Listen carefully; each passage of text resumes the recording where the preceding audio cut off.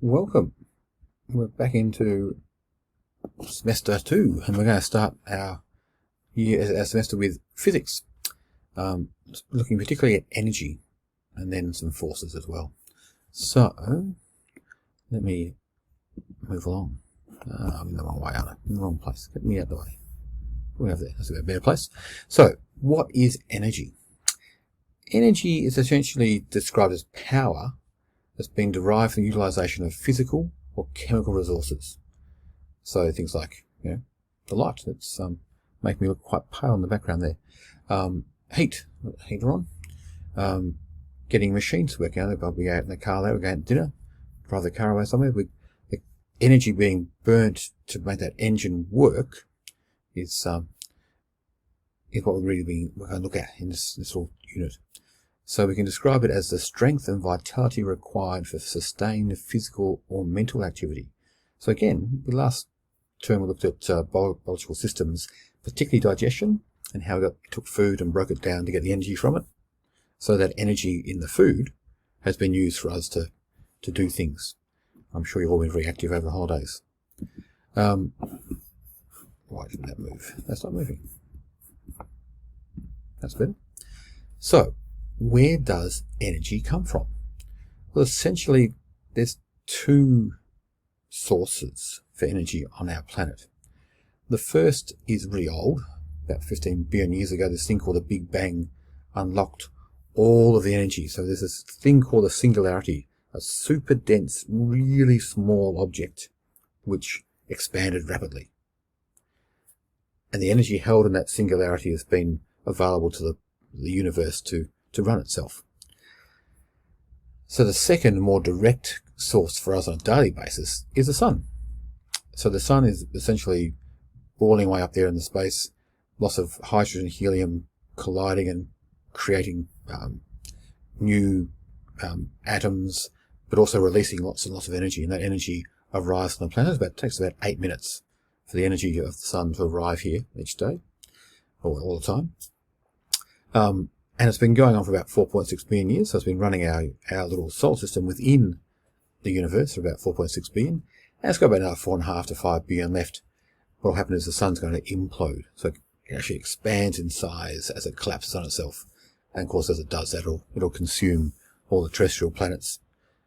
Don't know if they'll reach the gas giants. Will certainly cause the finish of them too. So there'll be nothing to revolve around. So all our energy basically arrives here.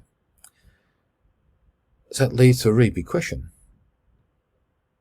How do we get the energy from the Big Bang or the energy from the sun and make use of it for my physical activity or in my car engine?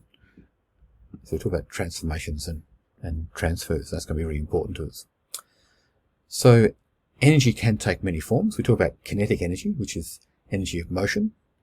Put an object in motion, it's using its potential energy, the energy stored in it, to create energy of movement, kinetic energy. We talk about mechanical energy. We talk about chemical energy. We talked about chemical energy last term with breaking our food down to release energy. Obviously, I'm using electricity right now, a form of energy. There's magnetic energy, radiant from the sun, heating us up. Well, not so much today. It's pretty cold out there today. Nuclear energy. We can use nuclear. Well, essentially, we're using nuclear energy from the sun, aren't we? In one sense, ionization, elastic energy, gravitational energy, heat energy, and we're going to look particularly at light and sound in this little unit of ours. So, importantly, we have this law of conservation of energy, and it says energy can be neither created nor destroyed, rather it is transferred or transformed.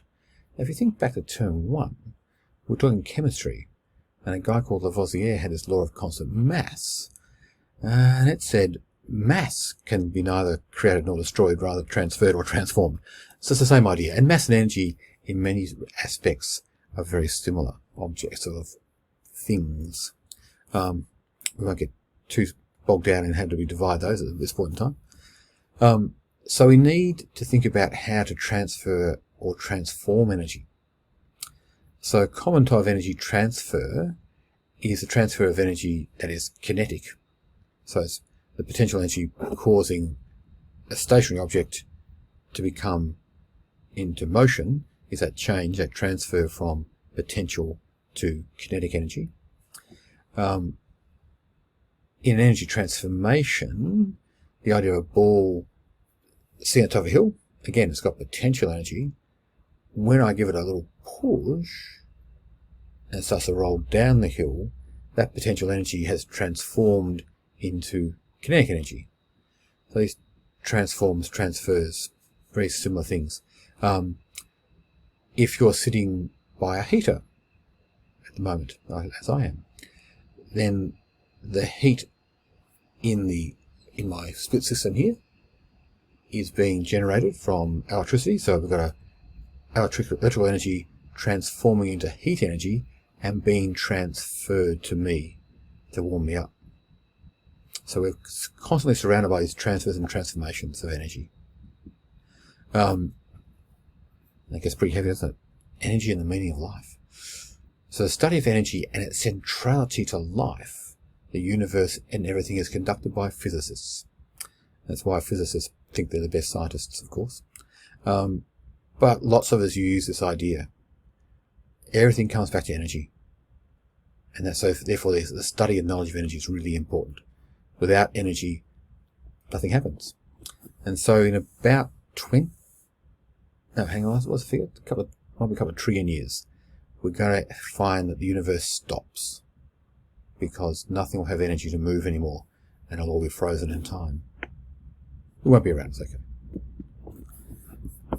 So a nice little start to our term of physics.